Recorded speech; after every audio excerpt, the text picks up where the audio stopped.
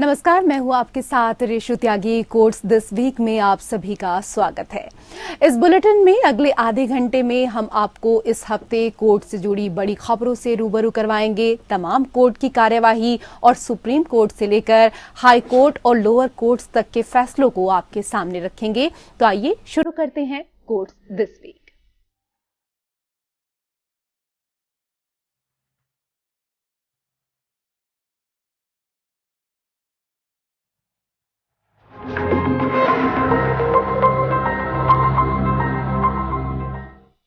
आज संविधान दिवस है और इस मौके पर प्रधानमंत्री नरेंद्र मोदी शनिवार को सुप्रीम कोर्ट में आयोजित संविधान दिवस समारोह में शामिल हुए। पीएम मोदी ने इस अवसर पर ई न्यायालय परियोजना के तहत कई पहलों की शुरुआत की, जिसमें virtual justice clock, just IS mobile app, digital अदालतें और S3WAAS शामिल हैं। दरअसल 26 नवंबर 1949 को संविधान सभा ने भारत के संविधान को अंगीकार किया था। पीएम मोदी ने कहा कि सभी देशवासियों को संविधान दिवस की हार्दिक शुभकामनाएं। 1949 में ये आज ही का दिन था जब स्वतंत्र भारत ने अपने लिए एक नए भविष्य की नींव डाली थी। मैं आधुनिक भारत का सपना देखने वाले बाबा साहेब अम्बेडकर समेत संविधान सभा के सभी सदस्यों को, संविधान निर्माताओं को नमन करता हूं। 1949 में ये आज का ही दिन था जब स्वतंत्र भारत ने अपने लिए एक नई भविष्य की नींव डाली थी। इस बार का संविधान दिवस इसलिए भी विशेष है क्योंकि भारत ने अपनी आजादी के 75 वर्ष पूरे किए हैं। हम सभी अमृत महोत्सव मना रहे हैं। मैं आधुनिक भारत का सपना देखने वाले बाबा साहब आम्बेडकर समेत संविधान सभा के सभी सदस्यों को, सभी संविधान निर्माताओं को आदरपूर्वक नमन करता हूं। उधर संविधान दिवस के मौके पर CJI DY चंद्रचूड़ ने प्रधानमंत्री का स्वागत करते हुए खुशी जाहिर करते हुए कहा, वकील और जज संविधान के पाठ को सुलझाने में वर्षों लगाते हैं। भारतीय संविधान की कहानी कानूनी पाठ की कहानी नहीं है, यह मानव संघर्ष और बलिदान की कहानी है और वंचितों, महिलाओं, दलितों और विकलांगों के लिए अन्याय को खत्म करने की कहानी है। We are gathered here to celebrate the adoption of the Constitution of India, the foundational document of the world's largest democracy. Lawyers and judges spent their time and years unraveling the text of the Constitution. But the story of the Indian Constitution is not a story only of legal text and legal interpretation. It is a story of human struggles and sacrifices. It is a story of undoing injustice against the marginalized sections of our society, the women, the disabled, the Dalits, and members belonging to tribes and segments situated in far-flung areas of the country. It must be remembered that the marginalized communities were the first to plant the seeds of the constitutional ideas of liberty, equality and fraternity on Indian soil. The first wave of resistance against the colonial power came from the indigenous communities of India. Our constitution is a social contract entered into between those who were in power historically and those who were oppressed and sought to change the power hegemony and chose to govern themselves. उधर सेना में promotion में भेदभाव मामले में supreme court ने सख्ती दिखाते हुए केंद्र से पूछा है कि पुरुष अधिकारियों का प्रमोशन बोर्ड बना, लेकिन महिला अधिकारियों के लिए बोर्ड का गठन क्यों नहीं। अदालत ने कहा कि सभी महिलाओं को वरिष्ठता दी जाए, वरना किसी को भी नहीं मिले। सुप्रीम कोर्ट ने केंद्र से पूछा कि सेना महिला अधिकारियों को प्रमोशन देने के लिए क्या कदम उठा रही है। इस पर केंद्र ने कहा कि 150 अतिरिक्त पदों के लिए महिला अधिकारियों के लिए विशेष चयन बोर्ड बनेगा। बोर्ड गठन पर वित्त मंत्रालय से मंजूरी मिलना अंतिम चरण में है।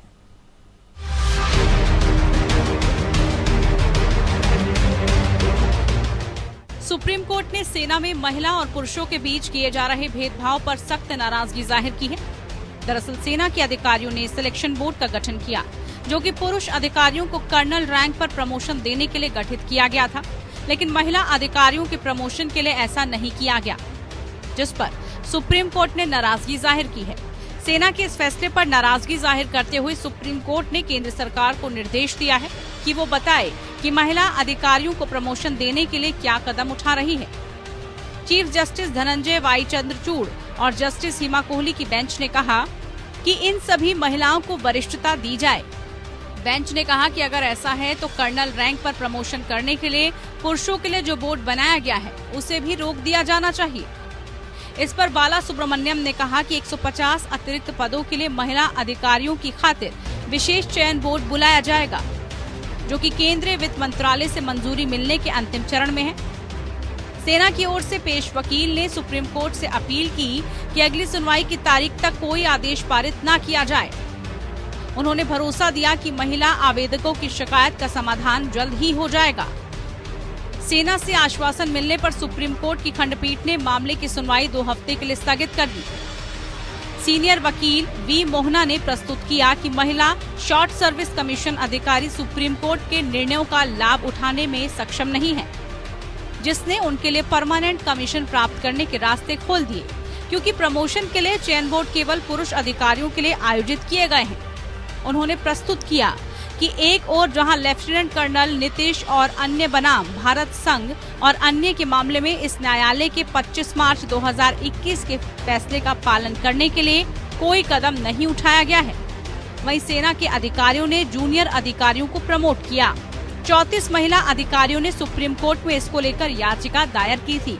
इन महिलाओं की ओर से कोर्ट में पैरवी के लिए पेश हुए एडवोकेट वी मोहना ने आरोप लगाया कि जो पुरुष अधिकारी महिला अधिकारियों से जूनियर रहे उन्हें प्रमोट किया जा रहा है, जो कि सुप्रीम कोर्ट के आदेश का सीधा उल्लंघन है, जिसमें कोर्ट ने कहा कि महिलाओं के लिए स्थायी कमीशन का गठन हो और उसमें उन्हें इसका लाभ दिया जाए। याचिकाओं की तरफ से हवाला दिया गया कि महिलाएं अभी भी अपरोक्ष रूप से इस लिंग भेदी भेदभाव का शिकार हो रही हैं। Bureau report, APN news.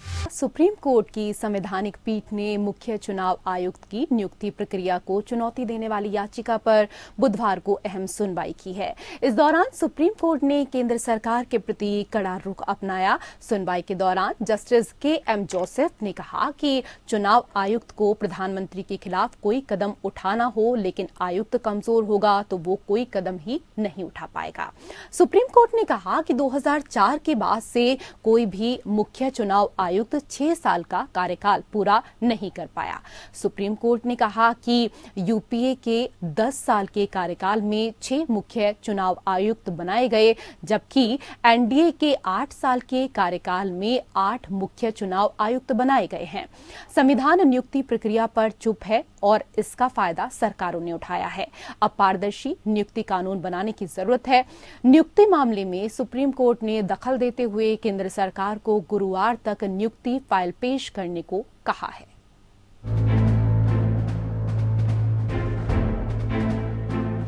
Justice K M. Joseph, Ajay Rastogi, Aniruddha Bose, Hrishikesh Roy और सी.टी. रविकुमार की 5 सदस्यीय संवैधानिक पीठ ने चुनाव आयोग के सदस्यों की नियुक्ति की प्रक्रिया में सुधार की सिफारिश करने वाली याचिकाओं पर सुनवाई की। इस दौरान कोर्ट ने मुख्य चुनाव आयुक्त की नियुक्ति की चयन प्रक्रिया पर सवाल उठाए। सुप्रीम कोर्ट ने कहा कि संविधान को अंगीकार हुए 72 साल हो गए, लेकिन चुनाव आयुक्तों की नियुक्ति के लिए कोई कानून नहीं है। अभी तक चुनाव आयुक्त की नियुक्ति के लिए कोई कानूनी प्रक्रिया नहीं है। हमारी नीति लोकतांत्रिक है और लोकतंत्र में चुनाव के जरिए सरकारें बदलती है। ऐसे में पारदर्शिता और शुद्धता गहराई से जुड़े हुए हैं और ये संविधान का मूल ढांचा है। सरकार बताए कि इस पर उसकी क्या राय है। सुनवाई के दौरान कोर्ट ने कहा कि मुख्य चुनाव आयुक्त को ऐसे चरित्र का होना चाहिए जो खुद पर बुलडोजर नहीं चलने देता। इस दौरान संवैधानिक पीठ ने पूर्व चुनाव आयुक्त दिवंगत टी.एन. शेषन का भी जिक्र किया। पीठ ने कहा कि टी.एन. शेषन जैसा व्यक्ति कभी कभी होता है। कोर्ट ने कहा कि आयुक्त को स्वतंत्र निष्पक्ष होना चाहिए। इसके लिए जरूरी है कि उसका चयन सिर्फ कैबिनेट की बजाय उससे कहीं ज्यादा बड़ी बॉडी की ओर से हो। राजनीतिक नेता बातें तो करते रहे हैं पर जमीनी स्तर पर कुछ नहीं हुआ। कोर्ट ने कहा कि इस बारे में संवैधानिक चुप्पी का फायदा उठाया जा रहा है। इसके साथ ही संविधान के अनुच्छेद 324(2) में सीईसी ईसीएस की नियुक्ति के लिए कानून बनाने की बात कही गई। पीठ ने कहा कि संविधान की चुप्पी का सभी ने फायदा उठाया है। सुप्रीम कोर्ट ने कहा कि यहाँ तक कि संस्थान के मुखिया के तौर पर चीफ इलेक्शन कमिश्नर का जो खंडित कार्यकाल होता है उसमें वो कुछ ठोस नहीं कर पाते। 2004 के बाद मुख्य चुनाव आयुक्तों की लिस्ट देखी जाए तो ज्यादातर ऐसे हैं जिनके 2 साल से ज्यादा का कार्यकाल भी नहीं है। पीठ ने कहा कि इसके साथ ही सरकार ये भी जानती है कि जिनको वे आयुक्त और मुख्य आयुक्त नियुक्त कर रही है वो प्रावधान के मुताबिक अपना 6 साल का कार्यकाल पूरा नहीं कर पाएंगे। ऐसे में सीईसी स्वतंत्र रूप से काम नहीं कर पाते हैं। इस पर सरकार अपना रुख कोर्ट को बताए। जस्टिस जोसेफ ने कहा कि हम ये साफ देख सकते हैं कि यूपीए की सरकार रही हो या अभी की सरकार, यही हो रहा है और लगातार हो रहा है। सीईसी अपनी पूरी क्षमता से काम नहीं कर पा रहे हैं। केंद्र ने मुख्य चुनाव आयुक्त और चुनाव आयुक्तों के चयन के लिए कॉलेजियम जैसी प्रणाली की मांग करने वाली याचिकाओं का सुप्रीम कोर्ट ने जोरदार विरोध किया। केंद्र ने कहा कि ऐसा कोई भी प्रयास संविधान में संशोधन करने जैसा होगा। केंद्र सरकार की ओर से पेश अटॉर्नी जनरल आर वेंकटरमणि ने कहा है कि मौजूदा प्रक्रिया के तहत मुख्य चुनाव आयुक्त और चुनाव आयुक्तों की नियुक्ति राष्ट्रपति करते हैं और उसे गैर संवैधानिक नहीं कहा जा सकता। कोर्ट उसे निरस्त नहीं कर सकती। संविधान सभा ने इसी मॉडल को स्वीकार किया था। ये सुनवाई कोर्ट ने भविष्य में कॉलेजियन सिस्टम के तहत सीईसी और ईसी की नियुक्ति की प्रक्रिया पर 23 अक्टूबर 2018 को दायर की गई एक याचिका पर की है। इस याचिका में आरोप लगाया गया है कि केंद्र एक तरफा चुनाव आयोग के सदस्यों की नियुक्ति करती है। Bureau report. उधर सत्येंद्र जैन की तिहाड़ जेल की सीसीटीवी फुटेज लीक होने के मामले में राउज एवेन्यू कोर्ट में सुनवाई हुई, जहां पर ईडी ने कहा कि सीसीटीवी उसने लीक नहीं की। मामले की सुनवाई 28 नवंबर को होगी। वहीं सत्येंद्र जैन ने तिहाड़ जेल के अधिकारियों पर उनके धार्मिक विश्वास के अनुसार बुनियादी खाद्य पदार्थ उपलब्ध नहीं कराने और उन्हें चिकित्सा जांच से भी वंचित करने का आरोप लगाते हुए एक विशेष अदालत में अर्जी डाली। यहां पर उन्होंने कहा कि उन्हें मंदिर नहीं जाने दिया जा रहा है। उन्होंने फल और मेवे की मांग की जो उन्हें नहीं दिए गए। जैन ने कहा कि उनका वजन 28 किलो घट गया है।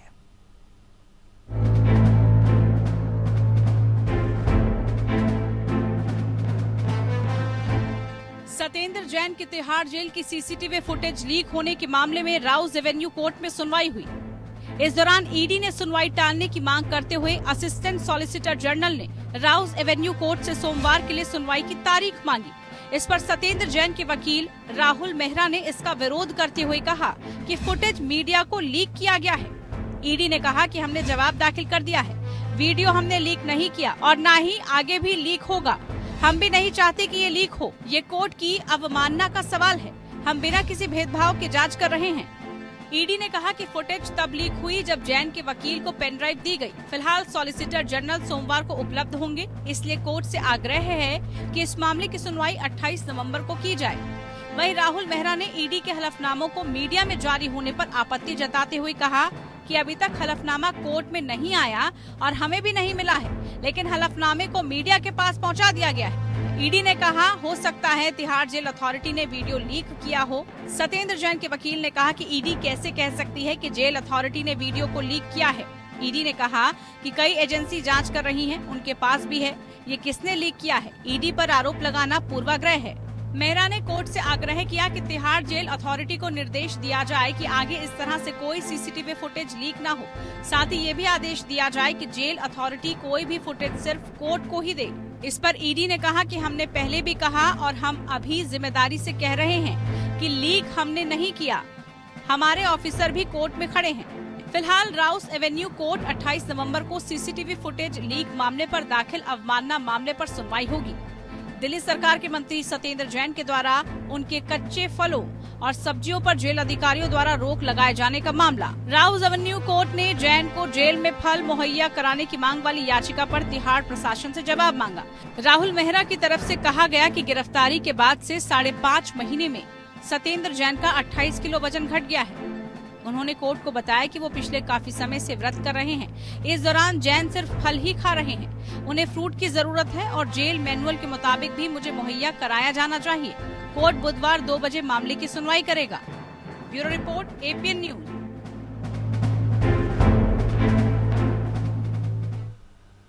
उधर सुप्रीम कोर्ट ने शुक्रवार को राष्ट्रीय जांच एजेंसी की याचिका खारिज कर दी है। इसमें दलित अधिकारों के कार्यकर्ता और स्कॉलर आनंद तेलतुंबड़े को दी गई जमानत रद्द करने की मांग की गई थी। भीमा कोरेगांव मामले में आरोपी तेलतुंबड़े को UAPA के तहत गिरफ्तार किया गया था।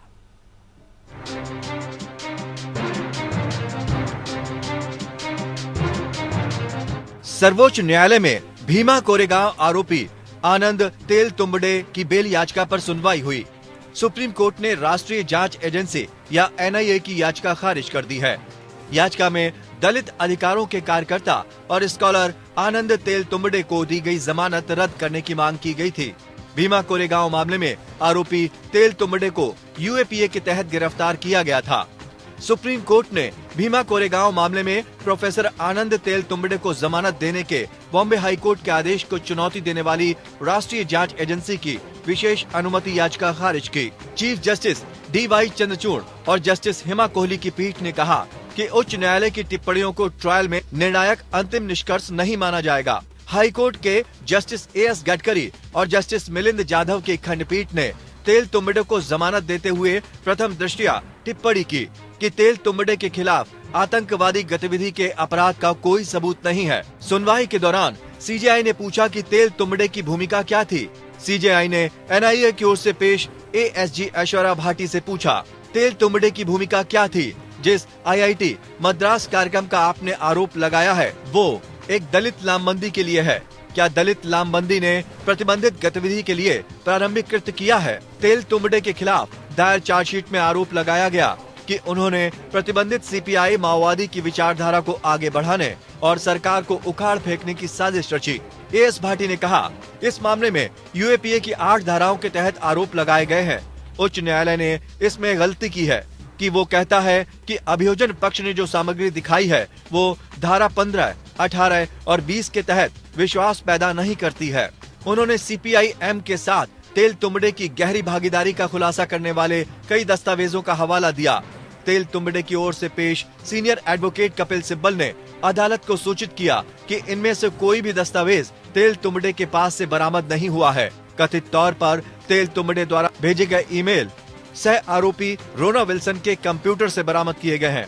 सिब्बल ने यह भी कहा कि तेलतुंबड़े अपने भाई मिलिंद तेलतुंबड़े से अलग हो गए थे, जो पिछले साल सुरक्षा बलों के साथ मुठभेड़ में मारे गए माओवादी नेता थे।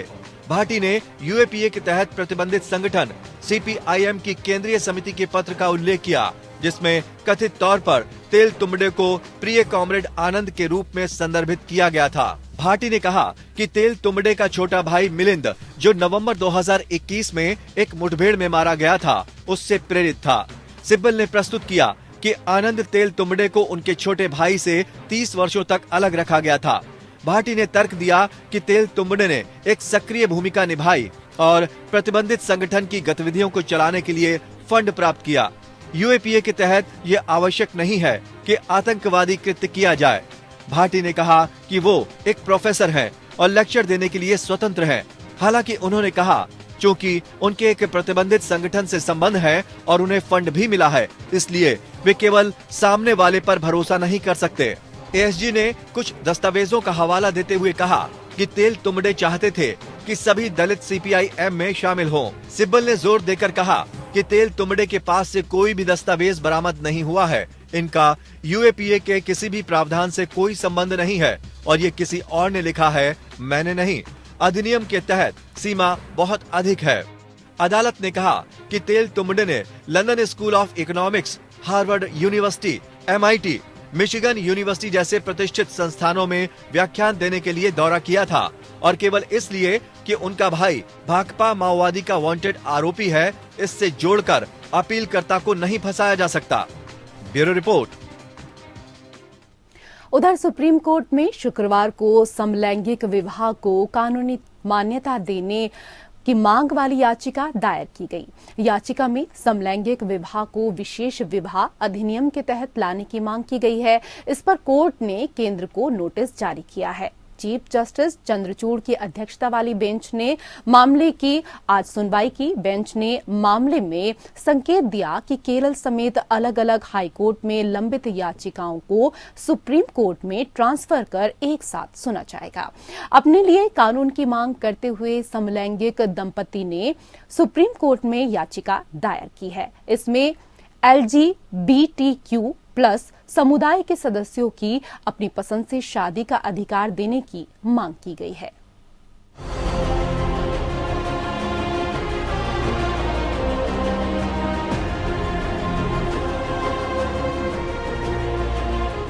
सुप्रीम कोर्ट ने स्पेशल मैरिज एक्ट 1954 के तहत समलैंगिक विवाह को मान्यता देने की मांग वाली 2 याचिकाओं पर केंद्र और अटॉर्नी जनरल को नोटिस जारी किया है। प्रधान न्यायाधीश DY चंद्रचूड़ की अध्यक्षता वाली एक खंडपीठ ने केंद्र सरकार के अलावा भारत के अटॉर्नी जनरल को 4 सप्ताह में जवाब दाखिल करने का निर्देश दिया है। याचिकाकर्ताओं की ओर से पेश सीनियर एडवोकेट मुकुल रोहतगी ने कहा कि ये मुद्दा नवतेज सिंह जौहर और पुट्टास्वामी के फैसलों की अगली कड़ी है। ये एक जीवंत मुद्दा है, संपत्ति का मुद्दा नहीं है। इसका प्रभाव स्वास्थ्य और उत्तराधिकारी पर है। हम यहाँ केवल विशेष विवाह अधिनियम के बारे में बात कर रहे हैं। आपको बता दें कि विशेष विवाह अधिनियम, विदेशी विवाह अधिनियम और हिंदू विवाह अधिनियम के तहत समलैंगिक विवाह को मान्यता देने के लिए दिल्ली उच्च न्यायालय और केरल उच्च न्यायालय के समक्ष 9 याचिकाएं लंबित हैं। याचिकाकर्ताओं की ओर से पेश सीनियर एडवोकेट नीरज किशन कौल ने पीठ को केरल उच्च न्यायालय के समक्ष केंद्र के बयान के बारे में बताया कि वो सभी मामलों को उच्च न्यायालय में ट्रांसफर करने के लिए कदम उठा रहा है। याचिकाकर्ताओं की ओर से सीनियर एडवोकेट मेनका गुरुस्वामी और एडवोकेट सौरभ कृपाल भी पेश हुए। पहली जनहित याचिका सुप्रियो चक्रवर्ती और अभय डांग ने दायर की। वे लगभग 10 वर्षों से एक साथ रह रहे हैं। महामारी ने दोनों को नजदीक ला दिया। दूसरी लहर के दौरान वे दोनों कोविड पॉजिटिव हुए। जब वे ठीक हुए तो उन्होंने अपने सभी प्रियजनों के साथ अपने रिश्ते का जश्न मनाने के लिए अपनी 9वीं सालगिरह पर शादी सह प्रतिबद्धता समारोह आयोजित करने का फैसला किया। उनका दिसंबर 2021 में एक प्रतिबद्धता समारोह था, जहां उनके रिश्ते को उनके माता-पिता, परिवार और दोस्तों ने आशीर्वाद दिया। अब वे चाहते हैं कि उनकी शादी को विशेष विवाह अधिनियम के तहत मान्यता दी जाए। दूसरी जनहित याचिका पार्थ फिरोज मेहरोत्रा और उदयराज आनंद ने दायर की है, जो पिछले 17 सालों से एक दूसरे के साथ रिलेशनशिप में है। उनका दावा है कि वे वर्तमान में 2 बच्चों की परवरिश एक साथ कर रहे हैं, लेकिन वे कानूनी रूप से अपनी शादी को संपन्न नहीं कर सकते हैं। इसके परिणाम स्वरूप ऐसी स्थिति पैदा हो गई है जहां दोनों याचिकाकर्ता अपने दोनों बच्चों के साथ माता पिता और बच्चे का कानूनी संबंध नहीं रख सकते हैं। याचिका में कहा गया है कि अधिनियम की धारा 4 किसी भी 2 व्यक्तियों को विवाह करने की अनुमति देती है, लेकिन बाद की शर्तें केवल पुरुषों और महिलाओं के लिए इसके आवेदन को प्रतिबंधित करती हैं। वे प्रार्थना करते हैं कि विशेष विवाह अधिनियम, जो विवाह की संस्था के लिए एक धर्मनिरपेक्ष कानून है, उसको किसी भी जेंडर या सेक्सुअल आधारित प्रतिबंधों को दूर कर जेंडर न्यूट्रल बनाया जाए। Bureau report. और इसी के साथ कोर्ट से जुड़ी हुई खबरों में फिलहाल इतना ही। नमस्कार।